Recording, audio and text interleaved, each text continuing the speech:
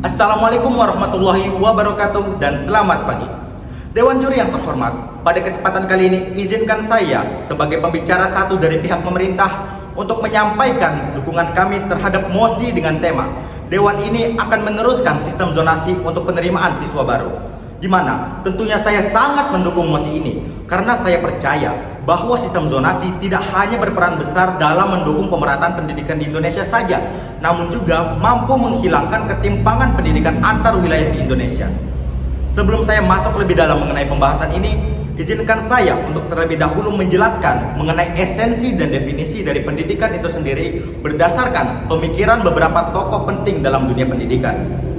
Ki Hajar Dewantara atau lebih dikenal sebagai Bapak Pendidikan Indonesia menyatakan bahwa pendidikan merupakan suatu proses untuk membangun budi pekerti, pikiran, dan jasmani anak-anak untuk membangun kesejahteraan hidup yang seimbang di masa depan. Selanjutnya, John Dewey, seorang filsuf pendidikan asal Amerika Serikat, ia menambahkan bahwa pendidikan merupakan suatu proses berkelanjutan untuk kecakapan sosial, persiapan partisipasi dalam masyarakat, untuk membangun karakter anak-anak dan keterampilan hidup mereka di masa depan. Dewan juri yang terhormat, namun mari kita renungkan dengan apa yang benar-benar terjadi di Indonesia. Pendidikan seharusnya dapat diakses oleh seluruh anak di Indonesia tanpa memandang latar belakang sosial ataupun ekonomi mereka, karena seharusnya pendidikan memang berfungsi untuk membentuk masyarakat yang lebih baik daripada sebelumnya.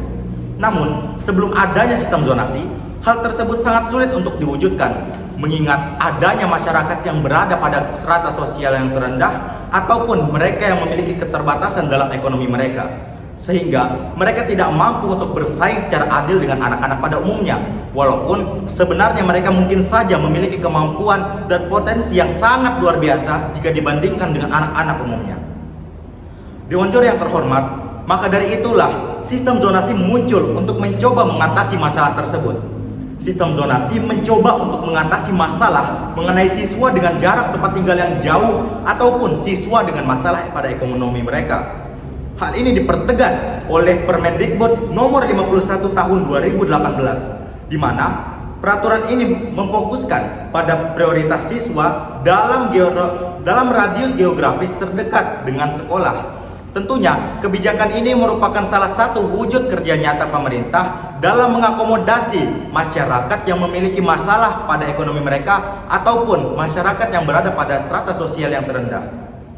Sistem zonasi juga memiliki beberapa tujuan lain, seperti mengurangi kesenjangan pendidikan di Indonesia, memberikan kesempatan yang sama bagi setiap anak di Indonesia, dan yang ketiga, sekaligus yang terpenting, untuk menghindari diskriminasi ekonomi dan akademik di Indonesia. Sistem zonasi juga memiliki beberapa manfaat lainnya, seperti yang pertama, memberikan akses yang merata dan biaya yang lebih rendah dibandingkan sebelumnya. Karena seperti yang dapat kita lihat sendiri, anak-anak dengan sistem zonasi kini dapat bersekolah dengan sekolah yang dekat dengan rumah mereka, yang mana artinya kini mereka tidak perlu bangun terlalu awal, mereka tidak perlu lagi mengeluarkan biaya yang sangat besar untuk transportasi, terutama bagi mereka yang memiliki rumah yang jauh dari sekolahan. Dan juga mereka tentu saja akan mengurangi waktu tempuh perjalanan yang mereka perlukan untuk mencapai ke sekolah. Penempatan lingkungan sekolah siswa yang dekat dengan lingkungan keluarga juga tentunya akan memberikan rasa aman dan kenyamanan lebih tinggi bagi siswa dan orang tua. Mengapa demikian? Karena seperti yang kita tahu, beberapa siswa tentunya masih dapat dikategorikan sebagai anak-anak, terutama bagi siswa sekolah dasar, di mana tentunya anak-anak tersebut akan membutuhkan pengawasan lebih dari orang tua dan keluarga mereka. Sehingga dengan kini sekolah yang telah dekat dengan lingkungan mereka, orang tua dan keluarga tidak lagi perlu khawatir mengenai kondisi anaknya, karena sekarang mereka secara tidak langsung dapat mengawasi kondisi anak-anak mereka pada saat pembelajaran di sekolah. Hal ini juga dipertegas oleh data dari Kemendikbud yang menyatakan dengan adanya sistem zonasi akan meningkatkan akses siswa dari keluarga berpenghasilan rendah untuk mendapatkan pendidikan yang lebih baik, di mana ini sekali lagi membuktikan fungsi dari sistem zonasi sebagai perangkul masyarakat yang tidak mampu ataupun masyarakat yang memiliki masalah pada ekonomi mereka. Sistem zonasi juga mendukung inklusivitas dan keadilan sosial dalam dunia pendidikan. Dewan juri yang terhormat, selain hal-hal positif yang sebelumnya telah saya sebutkan, dampak positif dari sistem zonasi juga tentunya dapat kita rasakan pada peningkatan kualitas pendidikan di Indonesia. Seperti pada studi yang dilakukan oleh Lembaga Ilmu Pengetahuan Indonesia atau disingkat sebagai LIPI, sistem zonasi membantu menghilangkan istilah ataupun stigma sekolah favorit dan juga sekolah non favorit yang ada di Indonesia. Yang mana seperti yang kita tahu ini merupakan sebuah masalah yang cukup serius.